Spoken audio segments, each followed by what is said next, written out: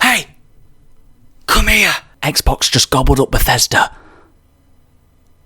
Holy shit! Titles such as The Elder Scrolls, Fallout, Prey, Doom, Starfield, and my personal favourite, The Evil Within, have all become Xbox games out of nowhere for $7.6 billion. Xbox now owns all these titles and more. But what is important to know is that they're not particularly making them all exclusive to Xbox, only on a case-by-case basis, which I think is probably the most consumer-friendly way of doing things, but also probably the smartest way of doing things, because we all know that Starfield will probably be Xbox exclusive, and to be honest, it's probably stupid if they didn't. But what does this mean for PlayStation? That PlayStation have exclusivity deals for Deathloop and Ghostwire Tokyo. Console exclusivity, that is. It's coming to PC regardless. And Xbox has actually said that they are going to honour that. Just keep it as it is. The contract's already signed and all that. And so there's no point changing it. Xbox is just going on a consumer-friendly about, aren't they? It's quite funny, really, because while Sony has been playing chess, Xbox just walked in and bought the entire board. Massive Bethesda titles such as Starfield will probably be Xbox exclusive, or at least exclusive to the Xbox ecosystem, because at the moment, Xbox only has few mainstream titles exclusive to their brand in comparison to Sony, and that's just a fact. I mean, you've got Halo, you've got Medium, you've got Satsuma, what the Hellblade, and now all these Bethesda stuff. So eventually when they do come out, there you go. But the Game Pass, we'll get to the Game Pass in a minute. The reason why this news is so massive isn't just the fact that they've paid so much money for this group of developers. It's also the fact that PlayStation needs to watch their back. Xbox from the last generation has completely done a 180 turnaround, right?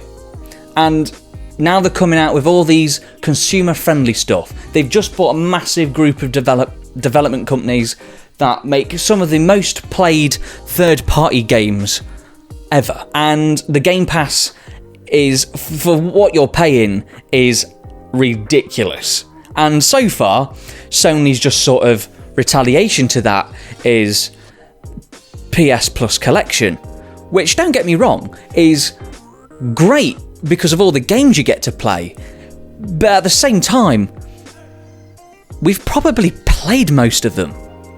If you're cool. Now, PlayStation doesn't need to start suddenly buying loads of development studios, unless, you know, Xbox starts Disneying them all. But they do need to think about what they're doing consumer-friendly wise. Pro-consumer moves that counter what Xbox is also doing in that area. £70 games isn't exactly great. I mean, as soon as you increase that price, you're already pushing consumers away because of accessibility reasons. Not everybody has the same wealth as another person, and that is something that I like to go on about a lot. The argument that these games need to be £70 because they take a lot of money to make is yes and no, right?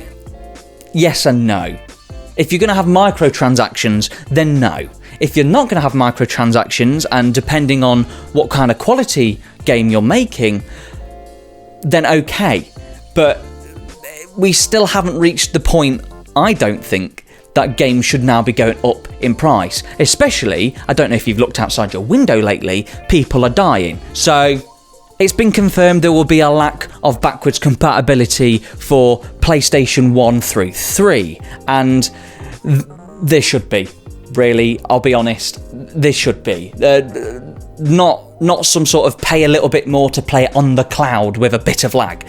Like integrated backwards compatibility into the system, because it should be the PlayStation, not a PlayStation. This is number 5. It's been 25 years. We had the PlayStation 25-year anniversary. This should be it, right?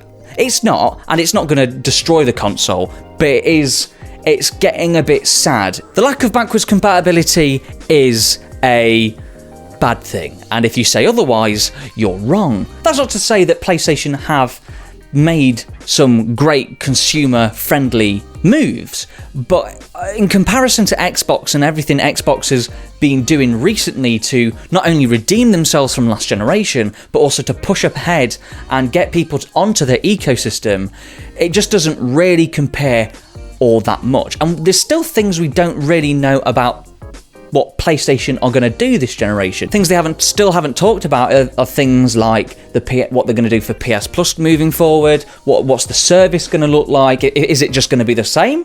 Because I'm assuming that's what it's going to be, because you haven't said anything. If it's just going to be the same, that's sort of a small PP move. Personally, what changes I think they should do to PS Plus is making multiplayer free again and combining PS Now into PS Plus. So instead of getting just a selection of free games a month, you also get the entire PlayStation library.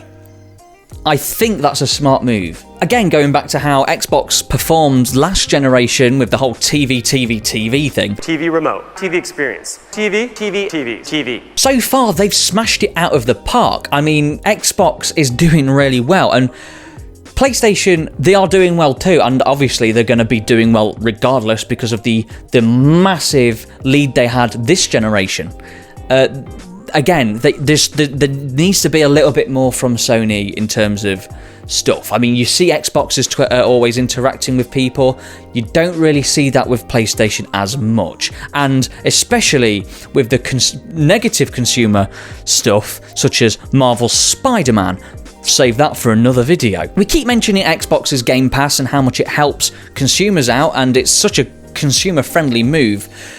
Sony has actually said that a Game Pass for PlayStation first-party titles wouldn't really work because of the whole, like, the revenue from Game Pass for PlayStation wouldn't necessarily cover the costs of making the game, especially first-party games, PlayStation first-party games. Which I can understand, but if that is also the case, there needs to be necessary changes, or you do your own version of it. You know, I don't know. I'm not a businessman, but I just know what I do and don't like. What I do know though is that PlayStation should be thinking of some sort of PlayStation Game Passy thing, right? Because the Game Pass for Xbox transcends consoles, and that's the direction Xbox are going. They're not going for console generations anymore. They're going for a service, an ecosystem. No matter where you are, you can play Xbox. And Sony have actually already stated that they're a fan of generations and all that stuff. And I can understand it, but I think it's a bit naive in terms of the future. Because the future isn't generations of consoles, let's be honest. And to be fair, I think we're advancing faster than we all bloody realise. Have you seen the 3090? Xbox might not have as many launch titles for the Series X as Sony does for the PS5, but one thing's for certain is that they definitely do for the future. And PlayStation? They shouldn't be so quick to dismiss the efforts Xbox have made so far, because sooner or later, Xbox is going to catch up. Either way, thanks for watching. Don't forget to subscribe and support me on Patreon for more, and to all my patrons, thank you.